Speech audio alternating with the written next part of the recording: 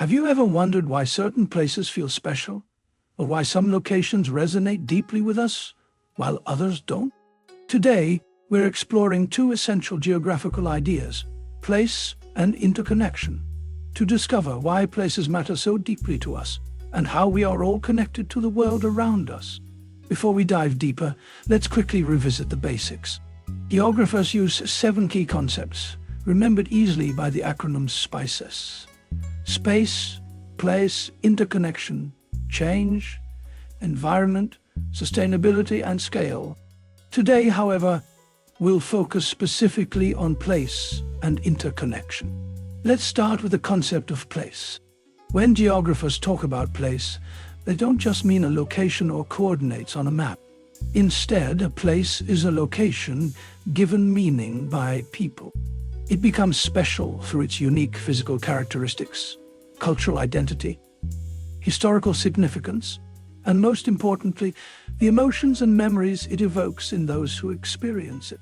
Think for a moment about a place that's important to you. Perhaps it's your home, your favorite park, or even a holiday destination. The significance of this place isn't only because of how it looks or where it's located. It's about the feelings, memories, and personal connections you've built there. Yet, places aren't isolated. They're part of a bigger story, one of connections that span the globe. That leads us to our second concept, interconnection. Interconnection refers to the ways people, places, and environments are linked. Every aspect of our lives, from the clothes we wear to the phones we use, demonstrates interconnection. Your smartphone, for example, was likely designed in one country, assembled in another, with materials sourced from across the globe. These global connections shape our daily lives, influencing economies, cultures, and environments, both positively and negatively. But why exactly do we form connections to certain places?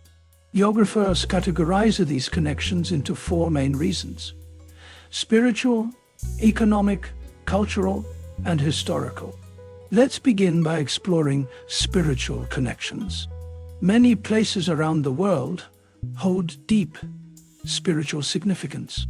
Sites like Uluru in Australia, temples in India, churches in Europe, or mosques in the Middle East provide people with a profound sense of identity, peace, and spiritual meaning. For Indigenous Australians, for example, their ancestral lands are sacred, deeply linked to their identity and spiritual traditions. Economic reasons also strongly influence our connection to places. Let's examine Australia's mining boom between 2003 and 2013 as an example. During this period, towns in Western Australia, like Port Hedland and Karratha, grew dramatically. Thousands of people relocated there, drawn by the promise of well-paid jobs in mining and construction. Schools expanded, new houses were built, and the entire community changed. The boom connected people economically to these remote towns, making them meaningful to many seeking financial stability and opportunities. Now, let's talk about cultural connections. Cultural connections occur when people share common traditions, languages, or identities within certain locations. A strong example of this is Australia's Vietnamese community. After the Vietnam War, over 112,000 Vietnamese refugees came to Australia, settling in areas like Cabramatta in Sydney, Springvale in Melbourne, and suburbs across Perth. These communities preserve their cultural identity by celebrating traditional festivals, establishing vibrant marketplaces, restaurants, and community groups. Cultural connections like these not only help migrants maintain their heritage, but also enrich the cultural tapestry of their new homes. Historical connections are another essential type of connection. Many places become significant because of their historical importance. Consider war memorials, battlefields, and historical landmarks. Australia's Anzac memorials remind Australians of the sacrifices made by past generations, linking communities together through shared remembrance and national pride. These places hold a powerful emotional resonance, shaped by collective memory and history. In addition to these four factors, our personal experiences shape how we perceive and connect to places. Perception, the way we individually view or experience locations, varies based on personal factors such as age, education, gender, occupation, and even whether we're alone or with others. Think about a city park. To children, it's a fun place filled with playgrounds and adventure. For elderly visitors, it may offer peace, relaxation, and companionship. A police officer might see it as an area requiring security and monitoring.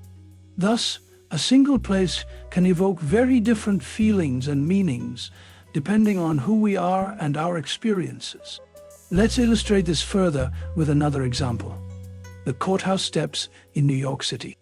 Imagine how differently these steps might be perceived by various individuals. A bride and groom might view them as a romantic and elegant location for wedding photographs. A judge sees a place of authority, justice, and responsibility.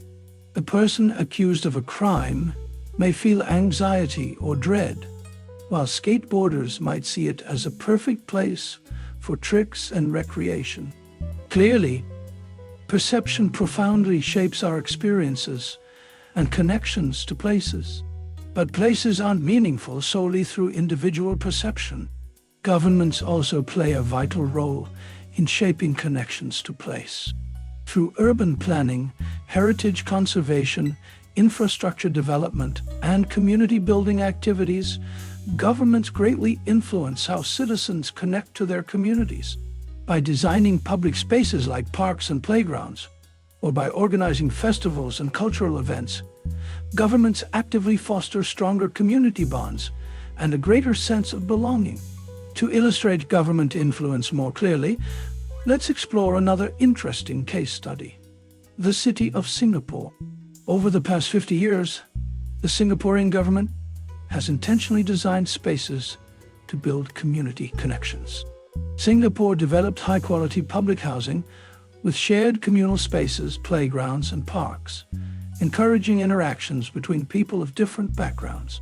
They introduced policies to preserve historical landmarks and funded multicultural festivals like the Lunar New Year and Deepavali. Such deliberate urban planning and cultural investment created strong emotional bonds among residents, enhancing their sense of belonging, pride, and shared identity. Finally, let's bring it back to you. Think about your own life and your own experiences. Which place matters deeply to your family? Perhaps it's a special beach, a local park you visit frequently, or a relative's home filled with memories. Why does this place hold meaning for you? Is it tied to your family's history, cultural background, spiritual beliefs, or simply joyful moments you've shared there? By reflecting on our connections, we begin to appreciate how places influence our lives. Understanding these concepts matters. It helps us appreciate not only our personal connections to places, but also our interconnectedness globally. Recognizing how we are all connected through trade, culture, history, or even our smartphones fosters empathy, respect, and appreciation for diversity. We realize that our lives are interwoven, influenced by countless relationships that extend far beyond our immediate surroundings. So, next time you're visiting a place, whether it's a familiar favorite or a new adventure, take a moment to consider how you're connected to it. Why does it matter to you personally? How might your perception differ from someone else's? How does understanding these connections shape the way you see the world? Every place has its own story. Those stories shape who we are, how we live, and how we connect to each other. Keep exploring, stay curious, and keep discovering your unique connection to the world around you.